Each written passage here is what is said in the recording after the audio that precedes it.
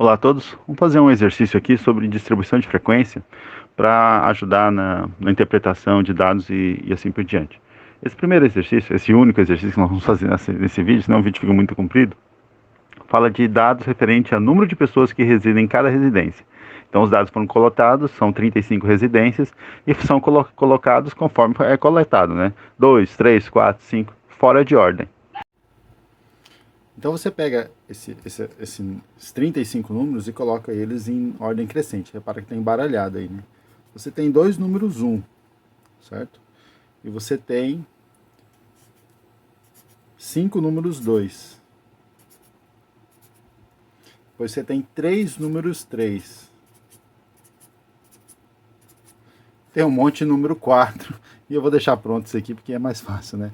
Mas se você tivesse 1000 números, da mesma forma, para fazer a distribuição de frequência, você deveria colocar eles em ordem crescente.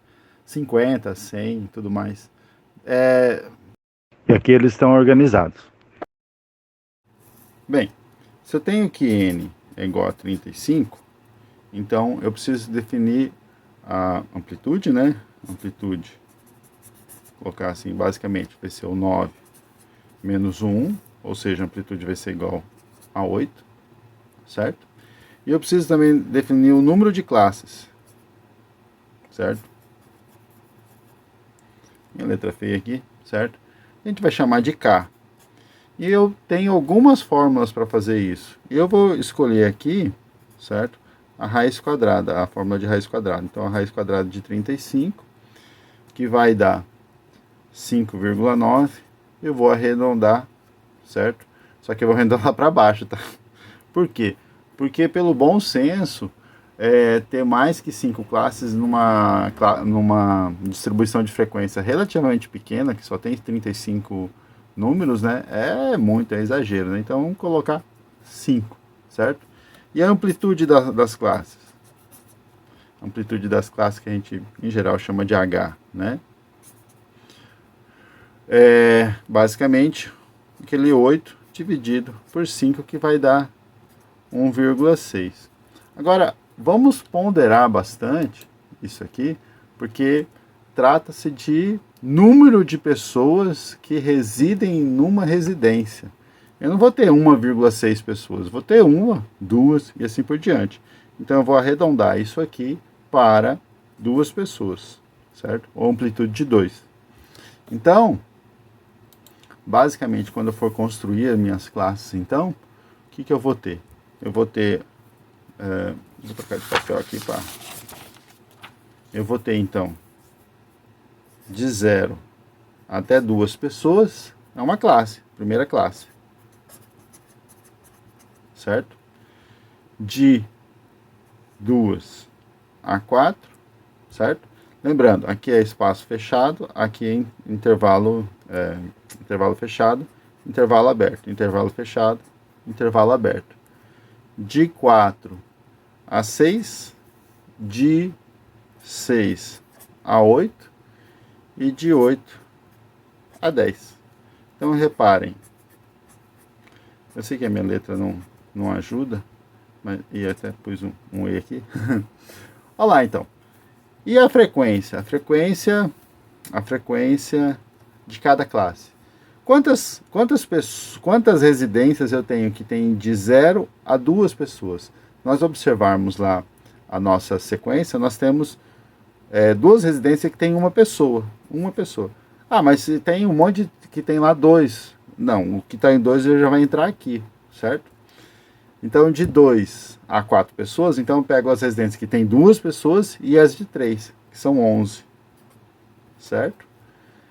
De 4 a 6, ou seja, pego as residências que tem 4 pessoas e 5, certo? Eu tenho 20 casas nessa situação aqui. De 6 a 8, eu só tenho uma, que é justamente a que tem 6. E de 8 a 10, eu só tenho uma, que é justamente aquela que tem 9, certo? Então, isso aqui já é a minha distribuição de frequência, certo? Aí eu posso ainda continuar trabalhando nisso aqui e fazer a média, calcular um monte de coisa a partir disso aqui. Eu vou mostrar agora já numa letra mais bonita. Aqui nós temos a distribuição de frequência numa letra bem mais bonita, agora de computador, né? E eu quero mostrar para vocês alguns pontos que nós fizemos aqui. Primeiro, o ponto médio de cada classe, que a gente vai chamar de xi. Então repara que o ponto médio entre 0 e 2, o ponto médio, o ponto do meio, né, é 1. O ponto médio entre 2 e 4, o ponto médio é 3. E assim por diante. Por que eu preciso do ponto médio? Esse ponto médio representa cada uma dessas classes, a sua classe. É como se ele fosse um cara que representasse toda a classe, um ponto médio, ponto do meio. E eu vou fazer agora xi vezes fi. O que é fi? É a frequência que nós encontramos, a frequência de cada classe. Ou seja, entre 0 e 2 havia 2 elementos, entre 2 e 4 havia 11 elementos. Agora eu vou pegar o xi e multiplicar por cada um desses fi. 2 vezes 1, 2.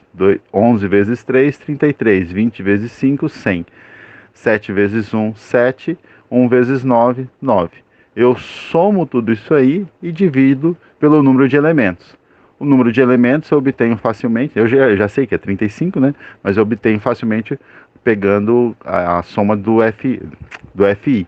2 mais 11 mais 20 mais 1 é igual a 35. A soma dos xi vezes FI vai dar um valor dividido por 35, a média é 4,31. Isso significa que eu tenho, em média, 4,3 pessoas por residência. Agora, olha que interessante. Se eu fizer a classe com uma amplitude somente de 1, então ficar 1, 2, 3, 4, 5, 6, pular a 7 e a 8, que não existe, né? E ir para 9, eu tenho esse exemplo aí que eu já fiz, né? E a média, olha a média, quanto vai ficar? Vai baixar, né, para 3,45. Ué, mas por que mudou? É que, na verdade, o xi e fi agora tem outros valores, né? E dá outro valor.